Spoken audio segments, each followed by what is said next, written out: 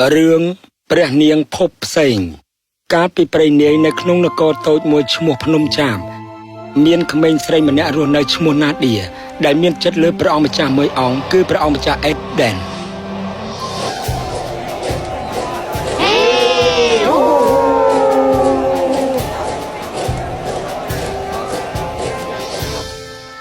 មិនគួរឲ្យជឿសោះថាយើងមកពីមហាវិទ្យាល័យជាមួយគ្នាតែមិនមានឱកាសនិយាយជាមួយគាត់សោះ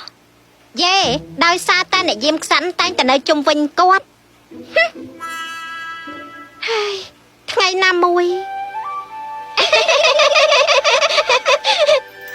ព្រះអង្គម្ចាស់អេដែននៅឆ្នាំចុងក្រោយនៃមហាវិទ្យាល័យហើយគាត់ខ្លាំងជាងគេនៅក្នុងចំណោមអ្នកផ្សេងទៀតគាត់ពូកែខាងសិក្សា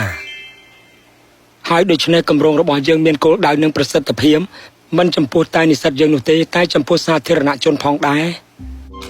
គាត់ពូកែខាងកីឡា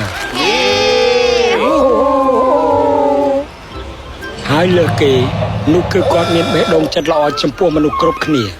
ព្រះអង្គម្ចាស់អេដែនមានអ្វីៗទាំងអស់ដែលជាមនុស្សតែម្នាក់ដែលគេរំពឹងថាជាអ្នកស្នងតំណែងបានតែអន់ជាងនោះគឺព្រះអង្គម្ចាស់ក្មេងនោះមានអារម្មណ៍កើតទុក្ខដែលនៅខាងក្រោមវិន័យរបស់ក្សត្រ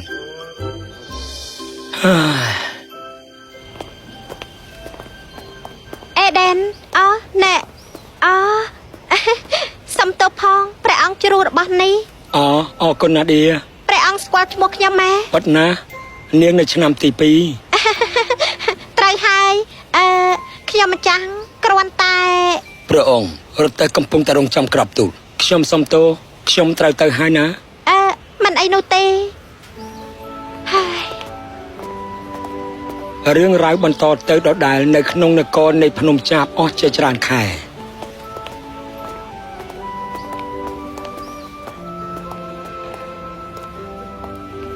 នាឌីតើអញទៅរួមជាមួយអ្នកណាហ៎ខ្ញុំចង់ទៅជាមួយអេដែនតែយេសំណាងល្អណាស់ណាឌីស្រឡាញ់ព្រះអង្គម្ចាស់អេដែនហើយបន់អស់ពីចិត្តនៅក្នុងការទៅរួមជាមួយទ្រង់ពេលខ្លះពិភពលោកបង្កើតរឿងចម្លែក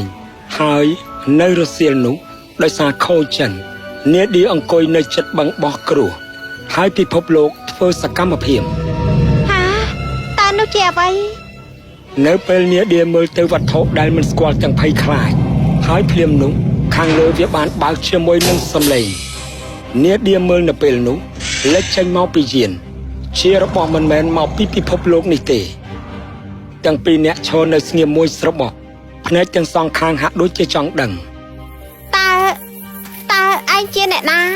ហើយហេតុអីបានជាឯងមើលទៅដូចជាdownload យកភាសាស្វែងរកនិងប្រណិប័តថាម៉េចសួស្តីខ្ញុំឈ្មោះព្រះនាង Celestia ខ្ញុំមកពីកាឡាក់ស៊ី Andromeda ហើយចុះនាងវិញស្អីគេគ្មានផ្លូវទេហើយនាងជារឿងលេងសើចមែនទេឈ្មោះនេះវែងណាស់អ្នកនាង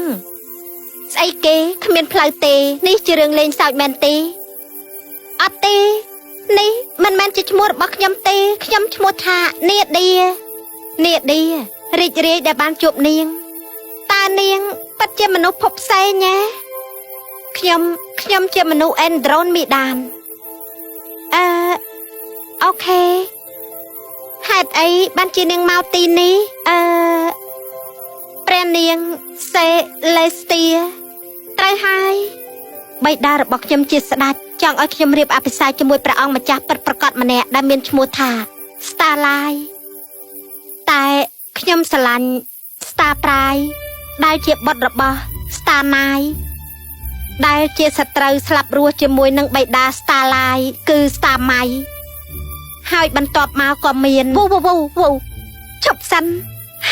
Star ច្រើនណាស់គ្រាន់តែប្រាប់ខ្ញុំមកថាហេតុអីបានជានាងមកទីនេះបិតារបស់ខ្ញុំបង្ខំឲ្យខ្ញុំរៀបអភិសេកជាមួយនឹង Starlight ដូច្នេះខ្ញុំក៏លោតចូលយានហើយក៏ចាក់ចេញទៅបន្ទាប់ពី2-3ថ្ងៃក្នុងការធ្វើដំណើរជិតស្មើនឹងល្បឿននៃពន្លឺខ្ញុំក៏បានចូលមកកាន់ប្រព័ន្ធផ្កាយរបស់នាងហើយក៏ចុះមកភពពណ៌ខៀវនេះហើយឥឡូវនេះខ្ញុំក៏នៅទីនេះគ្រាន់តែចង់លាក់ខ្លួនប៉ុណ្ណោះ2-3ថ្ងៃបន្ទាប់មកខ្ញុំទៅរកភពមួយទៀត មុនពេលបិតារបស់ខ្ញុំរកខ្ញុំឃើញ